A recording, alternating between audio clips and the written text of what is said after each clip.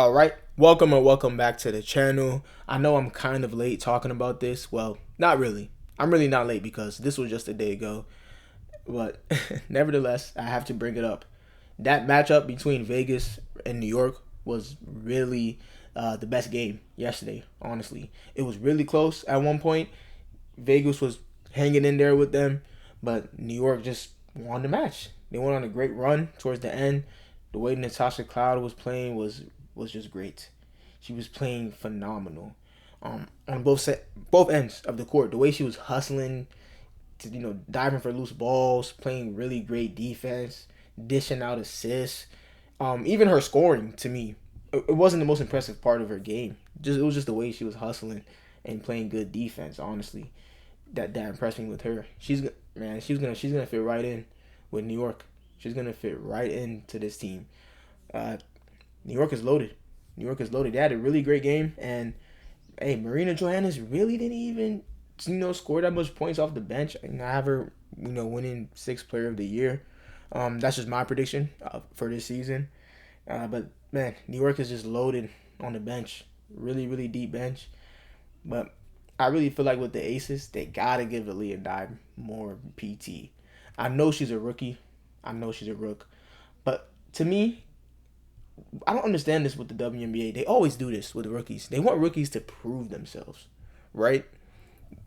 These rookies that are coming into the WNBA, they're a different breed, yo. These girls are some stone cold ballers. They're really, really nice. We saw what Aaliyah Nye did in preseason.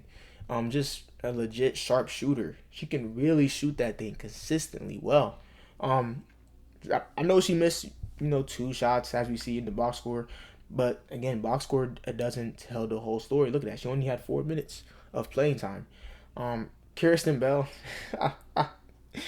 man, no disrespect. I really mean this with no disrespect. I don't know how she has a roster spot, man. So crazy, man. Deja Kelly should be on this team, yo. But it is what it is. It is what it is. And Elizabeth Kitley, she didn't even get that much PT. And I made a video on her months ago. She's gonna really be a great difference maker for the Aces. To have another true, really good front court presence. But honestly, with the Aces this season, their backcourt is gonna have to play really well for them to be successful. Asia is gonna do Asia things, and I've been saying this since Caitlin Clark came into the WNBA. Caitlin Clark and Asia Wilson are 1A and 1B. Those are the two best players in the WNBA. Let's not argue.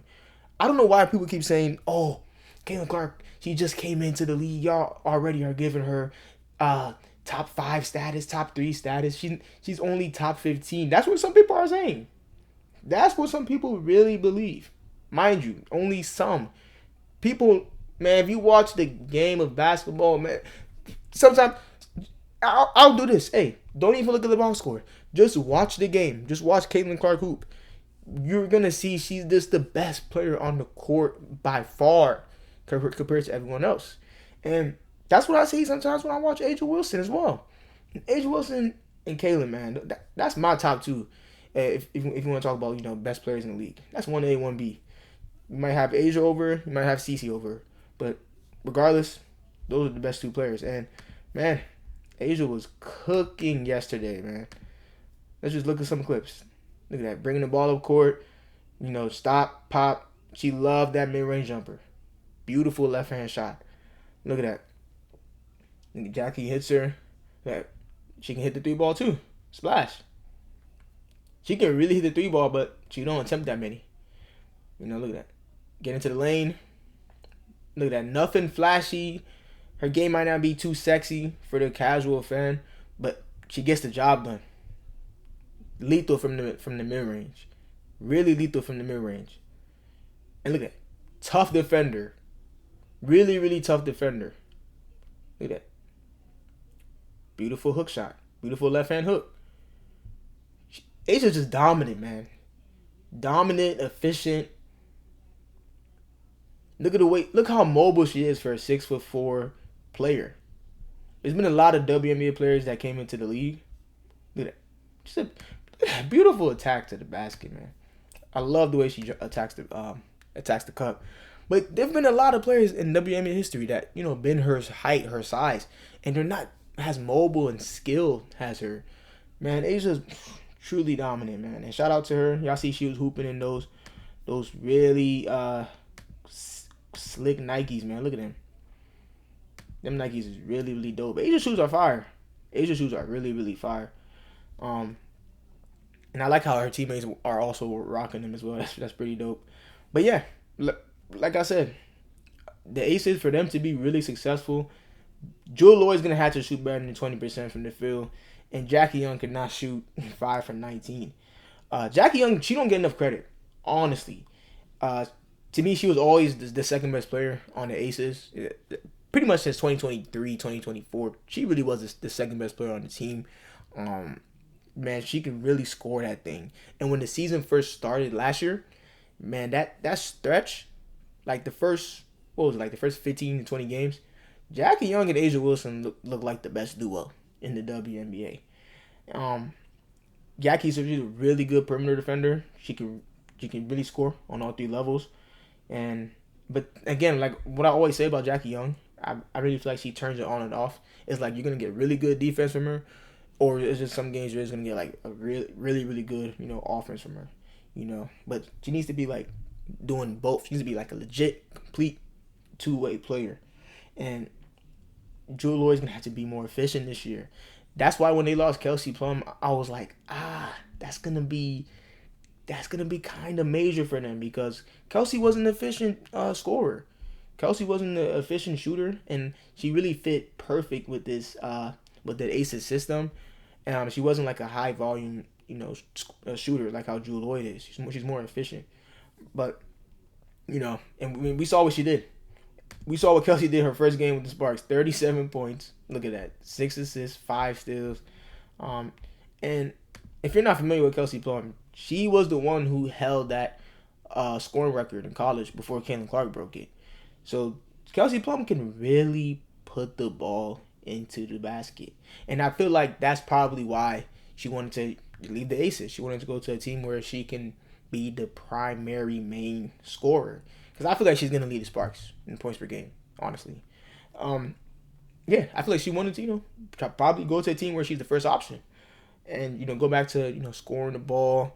Because, man, if you just look at the Aces last year, when Kelsey was out there, it honestly didn't feel like the same team, that won back-to-back championships back in, 2022 and 2023.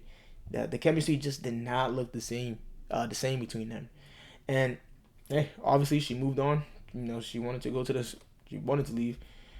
But yeah, we'll see how they do. And man, the Liberties look real good. Man, look at that ring. They won the championship. Hey, that ring is beautiful. I ain't even gonna cap. I'm not gonna cap. They got the season series. The playoff series between the teams. That's pretty dope. They got the player name and jersey. And they got all the jersey numbers of all the players that was on the 2024 team. So that's pretty beautiful ring. I like that ring. For the Liberty, hey, Sabrina, she's still a good player, but man, there's a lot of games where she shoots not efficient from the field. She's gonna have to shoot better. She's gonna have to shoot better from the field if they want to be successful. They have a really good bench, but them missing Benijah Laney, it's gonna be tough. That's going to be really big time for them. A lot of people really underrate Benijah Gang. She's a really good perimeter defensive player. A great hustler. And those are players that really win championships, man. Championship teams, you need those type of players. I feel like she's the most athletic wing player on the team and best perimeter defender on the team. And she can hit the 3-ball consistently and well. You can say she's somewhat of a 3-and-D player. And, man, they still have a really deep bench. So regardless, you got Naira Sibley, again, Marina Johansson. I think she's gonna win, 6th Player of the Year. Isabel Harrison's pretty decent.